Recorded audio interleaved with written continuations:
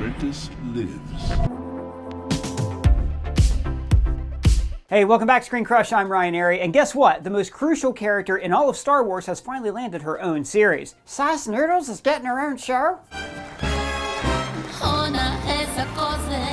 What? No, Ahsoka Tano, that's nice noodles. Ahsoka is the crux of the Star Wars saga, and many casual fans have never even heard of her. Now, she has served a major role in all 3 eras of the Star Wars saga without actually ever appearing in any of the 9 episodic films. Not only did Ahsoka's journey shape the events of the 9-part Skywalker Saga, but we think that Ahsoka will heavily influence the upcoming Rey Skywalker trilogy as well, and I'm going to explain how a little later in the video. So to understand Ahsoka's importance, we have to go back and look at her history. So Ahsoka hit the scene in the pre-Empire era of the saga, the period that we saw featured in Return of the Sith, the beginning and end of the Clone Wars, the Siege of Mandalore, and the rise and fall of Anakin Skywalker. Ahsoka was introduced in the original Clone Wars movie, and at first, she came off as like an annoying kid sidekick. There's been a mix-up. The youngling isn't with me.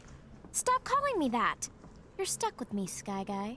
But over the years, she matured into a character whose wisdom surpassed her master's in many ways. For instance, Anakin allowed himself to fall in love, and even though Ahsoka had feelings for a guy named Lux Bonteri, she kept those feelings at bay for the good of the Jedi Order. Now, in the Clone Wars movie, when they first introduced the idea of a Padawan for Anakin Skywalker, a lot of fans, myself included, rejected this idea because it was like too bold of an addition to established canon. Interestingly enough, Ahsoka's creator, Dave Filoni, thought the same thing till George Lucas set him straight. It just came kind of naturally since we've been dealing with Padawans and Masters and things. It would be interesting to see Anakin with a Padawan. But Ahsoka's introduction only enriched the characters from the main Star Wars films, especially her master, Anakin Skywalker. Over the years, Ahsoka, as Anakin's apprentice, showed a side of Anakin that we would have never been able to see before. Instead of seeing him go from a whiny teenager, "You're not all powerful," well, I should be, to a brooding badass,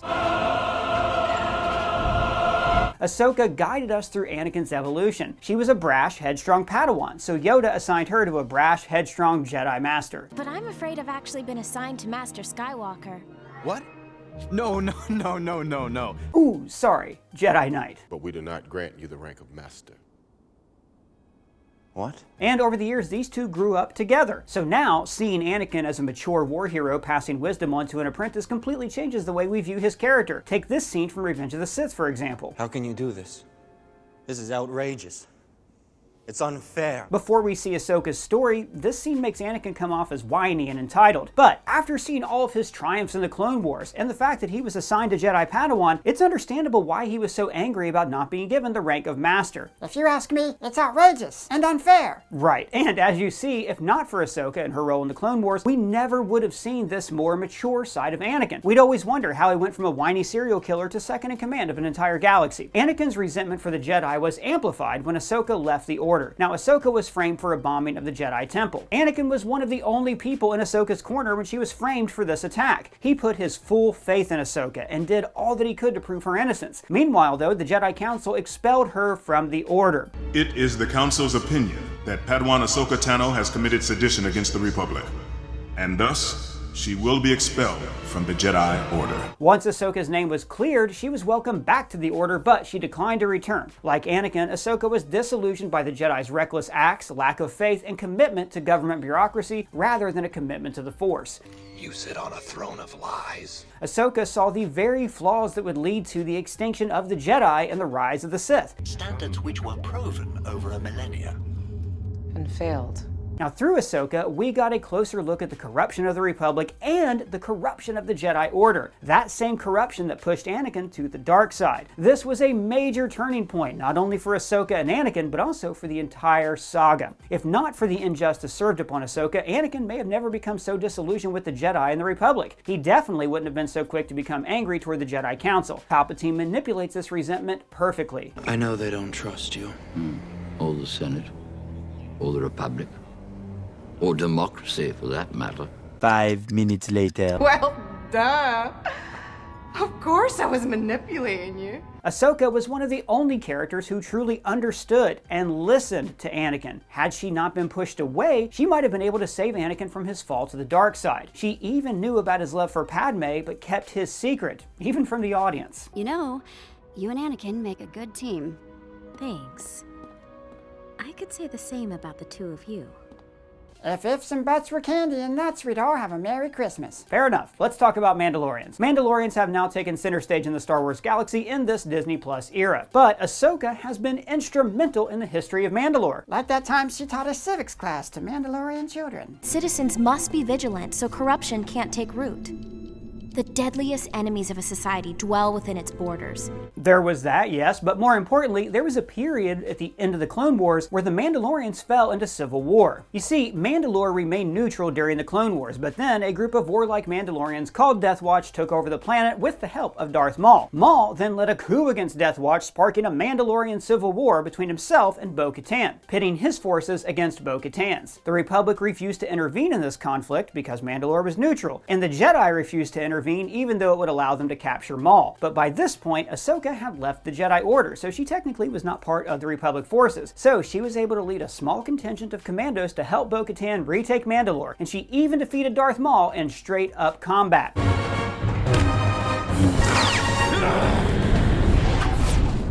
Now afterwards, the Republic occupied Mandalore, which led to the Empire occupying Mandalore and eventually, destroying the planet. Now it's interesting to think that had Ahsoka not intervened, we would have seen a Mandalorian military superpower ruled by Maul. Mandalore was the leader of thousands of neutral systems, and Maul had sworn revenge on Palpatine. We could have seen a second civil war straight after the Clone Wars. It was the Mandalorians versus the Empire directly after Revenge of the Sith. But that's another what if. Let's look at how Ahsoka directly affected Mandalorian history. For instance, she put Grogu on a path to Luke. And hell, she even told Din Djarin his name. Grogu?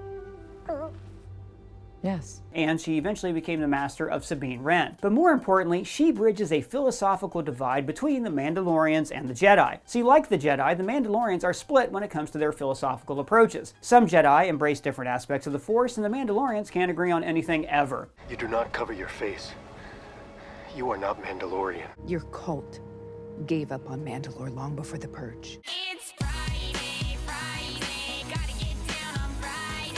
So Ahsoka's early rebuke of the Jedi Order helped show Bo-Katan the nobility of free will and of taking your own path. Also, because of the long adversarial history between the Mandalorians and the Jedi, it is unlikely any sect of Mandalorians would have been able to trust the Jedi to help them retake their planet. But because Ahsoka had left the Order, Bo-Katan sought out her help. Now, Ahsoka was absent from the original trilogy films, but she did play a major role in the Empire's ultimate defeat. In the years before the original trilogy, she was an early partner of Bail Organa's in organizing the nascent rebellion. Remember, the rebellion started off as thousands of disparate cells with different ideologies. The Gorman Front, the Partisan Alliance, Sectorists, Human Cultists, Galaxy Petitionists, they're lost! Some of these groups had no idea they were even part of a larger whole. We're a cell?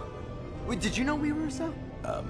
No. During this period, Ahsoka took on the codename Fulcrum, which actually is a neat twist because that was named for Anakin's old comm channel. We've received a transmission from someone using our subspace frequency, Fulcrum. Now, from the shadows, Ahsoka helped to guide these different rebel cells to many small victories against the Empire. But she also had key encounters with Darth Vader that shaped Vader in very important ways that set up his arc in the original trilogy. So remember, Vader believed that everybody who had been close to Anakin Skywalker had died, except for Obi-Wan, and of course he hated Obi-Wan already. He believes that Obi-Wan was jealous of him. He's holding me back! And that he seduced Padme. You're with him! And then, there was this. But Ahsoka, Anakin never had any reason to hate Ahsoka. He loved her. Even after she walked away from the Order, he never blamed her for this. In fact, afterwards, he gifted her with new lightsabers. That's what friends are for. When Vader first finds out that she is alive, he says, "The apprentice lives." It's very cold, very distant. But in their final battle, she cracks through the dark side, and we catch the faintest glimmer of the light within Anakin. Ahsoka. Anakin. Now, in the Star Wars comics, we do get to see Vader's personal journey between The Empire Strikes Back and Return of the Jedi. We see how meeting Padme's lookalike bodyguard helped pull him toward the light, and then Luke senses the goodness within him and uses it to turn him to the good side of the Force. I feel the good in you, the conflict. But that journey to the light actually started with this duel with Ahsoka Tano. But most importantly, Ahsoka, along with characters like Bail Organa and Mon Mothma, were responsible for building the Rebel Alliance into a fighting force that we met in A New Hope. While characters like Yoda and Obi-Wan were still in hiding, Ahsoka was serving as a crucial member of the Rebel Alliance as one of its only Force users. She helped form the rebellion and laid the groundwork for Luke, Han, and Leia and the others to defeat the Empire. You gave them hope in their darkest times. We didn't want that hope to die. So while it may have seemed like that Ahsoka was absent from the fight in the prequel trilogy and the original trilogy, shows like the Clone Wars and Rebels have revealed that if not for Ahsoka, things would have panned out very differently in the galaxy. Ahsoka's character, like her codename, has served as a fulcrum to this entire saga. Her character also helped bridge the gap between various points in the overall story, and that's exactly what her role in The Mandalorian, as well as in her own series, is doing for the gap between the original trilogy and the sequel trilogy. Where is Grand Admiral Thrawn? Now, we recently posted a recap video of Ahsoka's history and the whole history of Star Wars Rebels. Watch that if you want to know more about this subject. But in that show, Thrawn is the Rebel Alliance's unbeatable foe. He outsmarts the Alliance forces again and again and again. But his great blind spot was the Force and works of nature. The mysteries of the Force are an enigma to me. So he wasn't even really defeated. A Jedi Padawan named Ezra simply used the Force to encourage space whales to whisk him and Thrawn off to the unknown regions. Now, had Thrawn not been defeated and been present for the original trilogy, I'm not so sure the Rebels would have won. And the same is true for the sequel trilogy. In The Mandalorian Season 3, we learned that the Imperial Shadow Council is trying to reform the Imperial military, with Thrawn as its leader. Grand Admiral Thrawn's return will herald in the re-emergence of our military. Now, this is likely going to be the story of the Ahsoka series and the Dave Filoni culmination movie. We're going to see Thrawn rise and bolster this Imperial remnant. And thanks to Ahsoka and The Mandalorian, those efforts will fail. The Empire will not be reorganized, and instead a new Empire, the First Order, will be reborn. Wait, how do you know this? Because Thrawn is not around for the sequel trilogy, likely thanks to Ahsoka. Had Thrawn been in the sequel trilogy and worked with Palpatine, they likely would have succeeded in retaking the galaxy. So where's Ahsoka during episodes 7, 8, and 9? Well, unlike in the prequels and the original trilogy, Ahsoka did actually appear in the sequels. Kind of. Yeah, but those were Force ghosts. Doesn't that mean she's dead? Well, it's certainly possible, but there's no way she's going to die in her upcoming series. How do you know? I just don't see her creator, Dave Filoni, killing off his beloved character before his big Star Wars movie. A movie that promises to encompass the story that we've been following with Grogu, Din, Bo-Katan, Boba Fett, and of course, Ahsoka. But you know what? We need to keep in mind that just because we heard Ahsoka speak out to Rey in this scene, that does not necessarily mean that she is dead. She is a very powerful Force user, and I believe that she could certainly speak out to Rey from across the galaxy. Yeah, but person, if she's alive, why wasn't she helping Rey fight the First Order and Palpatine? Maybe she was. Look, Ahsoka wasn't seen in the prequels or the original trilogy, but we know that she was playing an important role from behind the scenes. The same could be true for the sequel trilogy. We've actually theorized the same for Grogu. Unless he dies young, Grogu should still be around in the sequel trilogy. But I'm also going to lay down a really fun theory here that will tie Ahsoka into the sequel trilogy even more. Okay, lay it on me, String Bean. String? Okay. So a lot of the Disney Plus shows and The Mandalorian have been setting up the sequel trilogy and the rise of the First Order. Basically, they're trying to explain why there's suddenly a new empire at the start of Episode 7, and they're introducing the cloning technology that will eventually, make this make sense. Somehow Palpatine returned. Got it. Yeah, that makes sense so far, thank you. But also, I always thought that it was super weird that Palpatine's dying wish, his last order for his forces, was for the remnants of the Empire, the best of the best, to go off and rebuild themselves in the unknown regions. And then they became the First Order and they retook the galaxy. So then why did Palpatine also build a second giant super secret Sith fleet that the First Order didn't know about? And who were all of those people in that Sith arena who were cheering him on?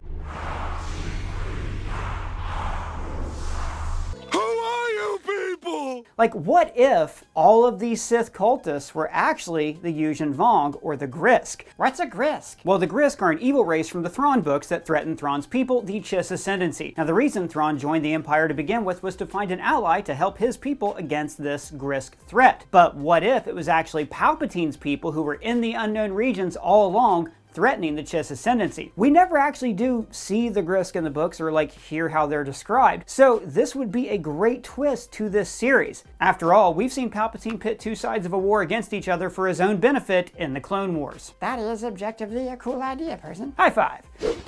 So, the groundwork for all of this will be explored in the Ahsoka series as well as Dave Filoni's movie, making Ahsoka another key player in the sequel trilogy. Ahsoka is also important to the saga because she is a Force user who is not a Jedi or a Sith. Now, the wider Star Wars lore is filled with characters like this. And in the High Republic novels, we're introduced to Way Seekers. Now, these are Jedi who follow the will of the Force and not the will of the Jedi Council. Ahsoka is basically a modern-day Way Seeker, and this makes her a perfect counterpoint to Thrawn. Thrawn is not a black and white villain. He's complex. He's not inherently evil like Emperor Palpatine.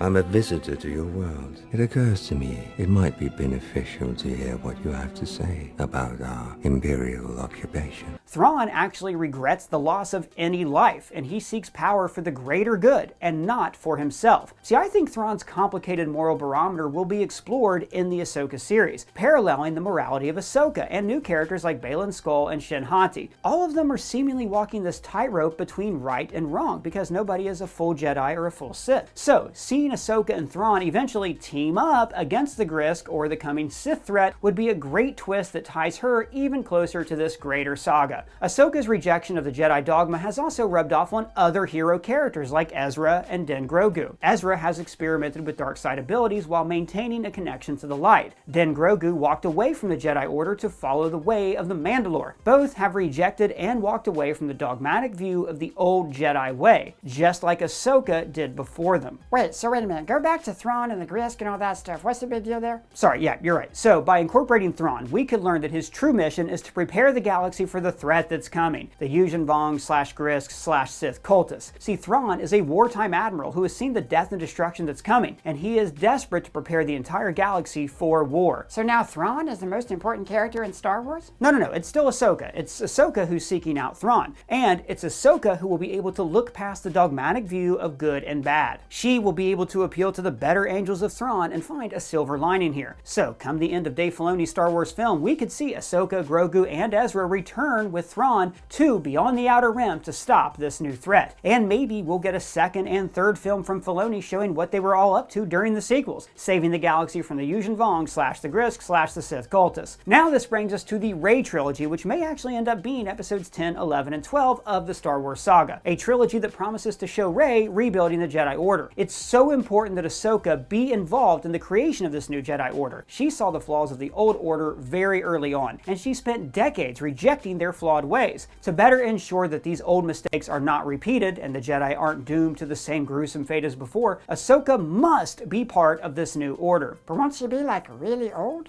Yeah, I think she'd be like around 70, but they could always say that her species ages a little slower than humans. But honestly, I'd be down for a 70-year-old Ahsoka Tano. Getting to see her as an elderly master would be so awesome. It would bring her story full circle. She's a wise, force-wielding warrior who served alongside characters like Master Yoda, Obi-Wan Kenobi, her master Anakin Skywalker, and his son Luke. I'm an old friend of the family.